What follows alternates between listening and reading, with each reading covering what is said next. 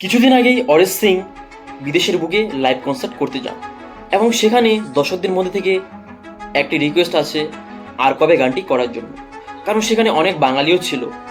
তাই অরিজিৎ সিং তাদের উদ্দেশ্যে বলেন, আপনারা যদি এই গানটি শুনতে চান তাহলে আপনাদের বাংলায় ফিরে যেতে হবে, কারণ এটি শুধু একটি মনোরঞ্জনের গান নয়, এটি ছিল একটি প্রতিবাদের ভাষা, যেটি বাংলার মধ্যে ঘটে যাওয়া এক নির্মম নৃশংস অত্যাচারের প্রতি একটি প্রতিবাদ বা আওয়াজ তুলেছিলেন তিনি এই গান থেকে কোনো টাকাও উপার্জন করেননি এবং কোনো কনসার্টের মধ্যেও এই গানটি করেননি।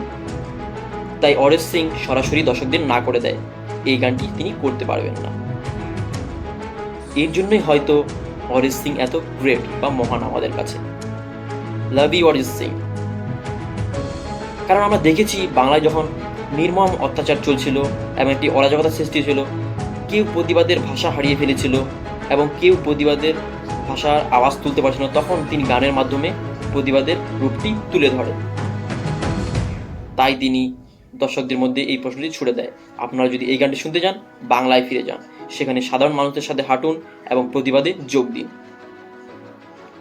এর জন্যই হয়তো অরিজিৎ সিং এত ডাউন টু আর্থ এবং সবার কাছে তিনি প্রিয়।